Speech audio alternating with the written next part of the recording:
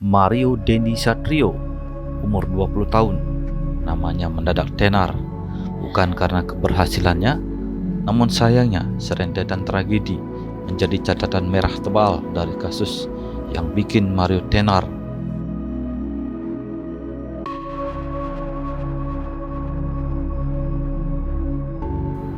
Mario menjadi tenar karena telah menganiaya seorang pemuda berinisial D pada 20 Februari lalu hingga koma.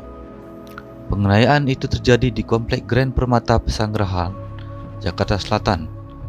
Peristiwa berawal dari D yang memiliki persoalan dengan sang mantan kekasihnya berinisial A, 15 tahun. A sendiri kini telah berpacaran dengan Mario. D berencana untuk bertemu dengan A di rumah teman mereka bersinal R di Komplek Grand Permata. Tujuan dari pertemuan itu adalah menyelesaikan masalah antara mereka berdua. A ternyata meminta Mario untuk bersama-sama menemui D. Pertemuan yang awalnya berlangsung damai itu akhirnya berujung pada aksi kekerasan, di mana Kapolres Metro Jakarta Selatan Kombes Pol Ade Arisyam mengatakan Mario memukul D dengan brutal. Mario memukul korban berulang kali beberapa bagian tubuhnya. Ia juga menendang perut hingga kepala korban. Akibat tindakan kekerasan tersebut, korban mengalami pembengkakan otak hingga tak sadarkan diri. Pelaku juga menendang korban dengan kakinya dan memukul secara bertubi-tubi dengan tangan kanannya. Lalu, ketika korban terjatuh, pelaku menendang kepala dan perut korban. Dan Mario saat ini telah ditetapkan sebagai tersangka. Para saksi menyatakan sesuai dengan apa yang video itu tayangkan, yaitu telah terjadi kekerasan terhadap anak korban D dengan cara menendang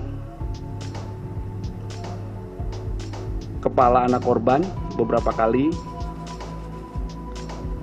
kemudian menginjak kepala anak korban beberapa kali, dan juga menendang perut anak korban dan memukul kepala anak korban ketika anak korban berada pada posisi push up. Saat itu tersangka S melakukan perekaman dengan menu video di handphone tersangka MDS dengan ancaman pidana 5 tahun penjara. Ironi pertama dari tragedi ini, para pelaku adalah anak-anak mapan dengan pendidikan di tempat-tempat ternama. Tak hanya kasusnya yang bikin prihatin, di kepala kita harus muncul juga pertanyaan tentang korelasi pendidikan berkelas dan kelakuan. Jadi, ironi karena sungguh-sungguh, apalagi tempat berkelas adalah kemewahan di negeri plus 62 ini. Pendidikan berkelas ini lalu memutar balik ke latar belakang Mario. Dia anak pejabat Direktorat Jenderal Pajak DJP Kementerian Keuangan RI. Ayahnya masih aktif jadi pejabat saat penganiayaan itu terjadi. Dua hal ini kemudian menyertai kontak Pandora yang terbuka. Mobil yang dikendarai Mario, Jeep Rubicon, ternyata memakai plat palsu. Dalihnya adalah menghindari tilang elektronik. Pajak kendaraan bermotor mobil itu pun belum dibayar. Meski pajak kendaraan bermotor masuk kategori pajak daerah yang bukan ranah kerja bapaknya di DJP Kementerian Keuangan, sontak ironi tetap muar dari sini.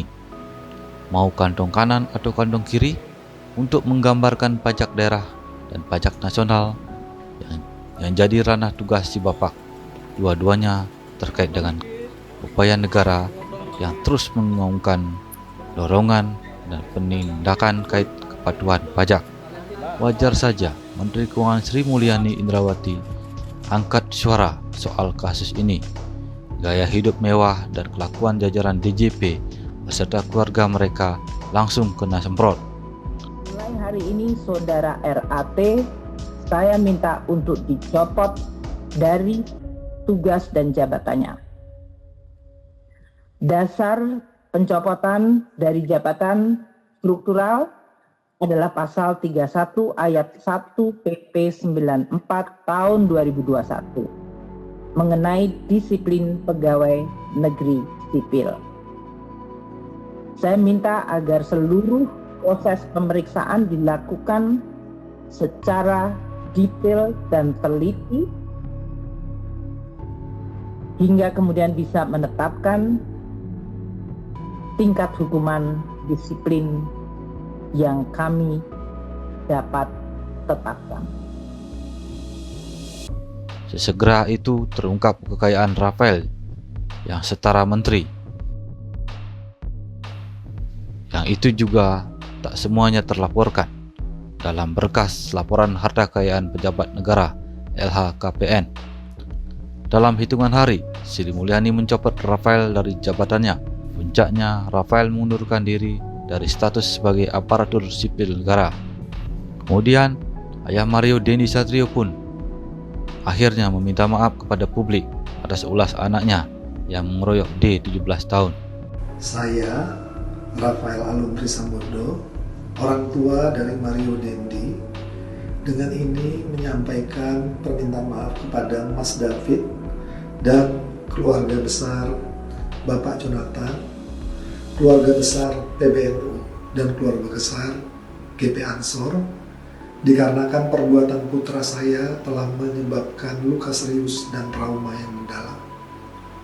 Saya selalu mendoakan kesembuhan Mas David, dan dalam kesempatan ini saya juga ingin menegaskan bahwa hal ini merupakan masalah pribadi keluarga kami. Dan kami akan mengikuti seluruh proses hukum yang sedang berjalan sesuai dengan ketentuan yang berlaku. Saya menyadari bahwa tindakan putra saya yang salah sehingga merugikan orang lain, mengecewakan dan menimbulkan kegaduhan di masyarakat. Terkait pemberitaan mengenai harta kekayaan saya, sebagai bentuk pertanggungjawaban jawab, saya siap memberikan klarifikasi terkait harta kekayaan yang saya miliki. Saya siap mengikuti seluruh kegiatan pemeriksaan oleh Inspektorat Jenderal Kementerian Keuangan. Saya juga meminta maaf kepada keluarga besar Kementerian Keuangan karena dengan adanya kejadian ini berpotensi menurunkan reputasi institusi dan kepercayaan publik yang telah dibangun selama ini. Sekali lagi, saya meminta maaf atas kesalahan saya dan keluarga saya. Terima kasih. Saat ini, pemuda berinisial D yang dianiaya oleh Mario Dendi Satrio masih terbaring lemah di rumah sakit.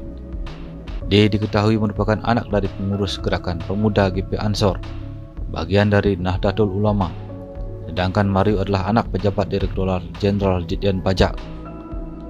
Juru bicara keluarga D, M. Rustam, mengatakan bahwa D dipindahkan dari Rumah Sakit Permata Hijau ke RS Mayapada untuk mendapatkan penanganan yang lebih intensif. Ujaran filosofi Jawa memberi gambaran telak atas kejadian ini. Anak polah bapak kapradah, artinya kurang lebih anak bertingkah maka bapaknya yang kena getah. Anak berkelakuan buruk, maka ayahnya juga dapat hukuman. Meskipun Mario juga kena tulah atas perbuatannya sendiri, jerat hukum pidana mulai bekerja padanya. Lalu kampus tempat kuliah pun mengeluarkannya. Adapun A, karena status di bawah umur, dalam kacamata hukum masih terlindungi oleh Undang-Undang Perlindungan Anak. Namun, tetap saja tragedi dan ironi ini seputaran dirinya harus dari pelajaran bersama untuk kita semua. Sekali lagi dulu guys, jangan lupa like, comment, and